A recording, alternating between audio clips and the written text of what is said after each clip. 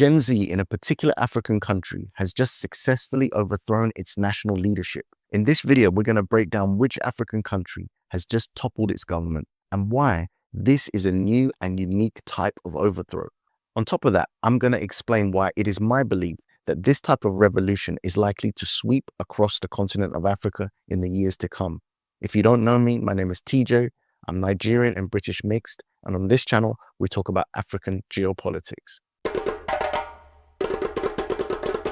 So the nation leading this dramatic shift is Madagascar. After weeks of youth-led protests fueled by anger over corruption, power cuts, and poverty, the Madagascar government finally collapsed.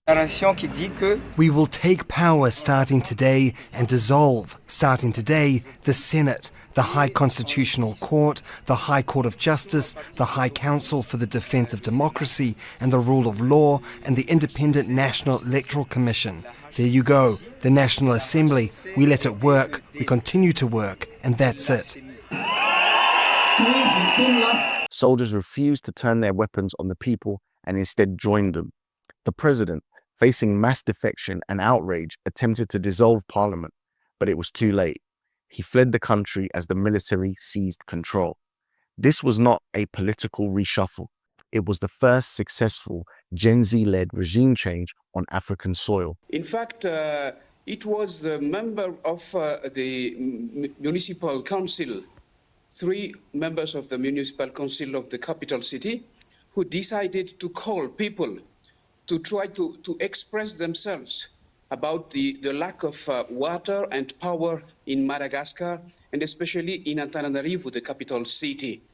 You know, this is just the accumulation of many problems that have been facing the country since many years. But the lack of power and water is the last straw that broke the camel's back. This uprising is a global pattern. Earlier this year in Asia, Gen Z helped drive monumental political change. In Nepal, they succeeded in overthrowing the government, and in Indonesia, they came close to doing the same. Now that same energy, the global Gen Z awakening, has reached Africa. And what we're witnessing in Madagascar might just be the start for the same in Africa. See, African Gen Z is not like previous generations. They have grown up online and they know that the poverty and corruption that they face are the result of design. They are frustrated, connected, and coordinated, and they have learned that once people stop respecting a leader, the leader's power collapses. This is the tipping point many African nations are approaching. When young people across Africa see leaders like Captain Ibrahim Traore, who is wildly popular and celebrated online, they begin to ask why they do not have similar leadership. They start demanding the ideas, the policies, and the styles they admire. There are 2 ways those demands reshape policies. One is sudden and forceful, a military takeover, like the one we've just seen in Madagascar. The other is electoral and strategic. Politicians will emerge claiming to speak for Gen Z, seeking to capture that energy and become the youth's chosen representative. Over time, this changes who wins elections. Voters will prefer candidates who match the ideology they see online. Either path produces change. The streets can force immediate shifts, and the ballot box can lock them in. If current presidents in Africa continue to follow the old, externally backed playbook, the pressure will reach breaking point. When that happens, legitimacy collapses and the political system faces its reckoning. Countries most at risk right now include Mozambique, Togo, Cameroon, Kenya, and Ivory Coast. I may have missed 1 or 2 others. The same youth-driven energy is building. Kenya has already seen a number of Gen Z protests spilling into the streets over the last 18 months. What makes Gen Z so powerful is the way they connect and share information. Unlike older generations who depended on newspapers, radios, state TV for news, Gen Z gets its information from each other. They learn from global voices online, compare realities, and expose lies in real time through platforms like Twitter, TikTok, YouTube, and new decentralized platforms, tools such as BitChat. They can still communicate even when governments try to silence them. In Nepal, when the authorities cut the internet, BitChat allowed protesters to keep organizing locally without signal or Wi-Fi. This is the new reality. African Gen Z cannot be isolated, censored, or controlled the way past generations were. But as powerful as this revolution is, it comes with a warning. Genuine revolutions can be hijacked, and I made the video about what happened in Nepal, being a prime example of this.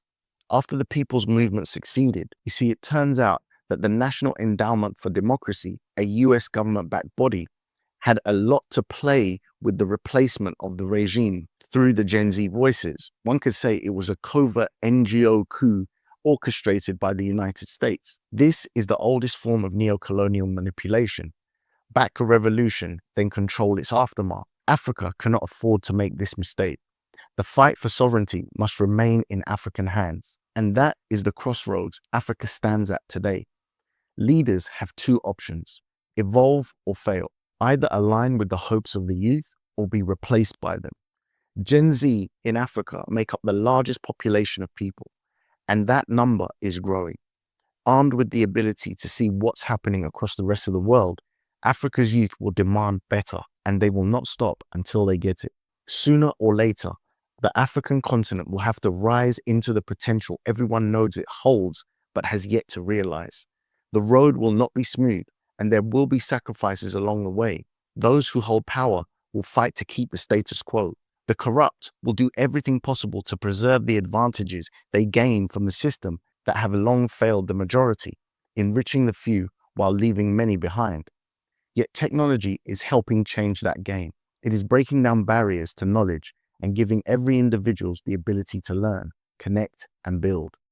This new access is fueling awareness, confidence, and momentum. And that is why it is my prediction that we're going to see more of these revolutions.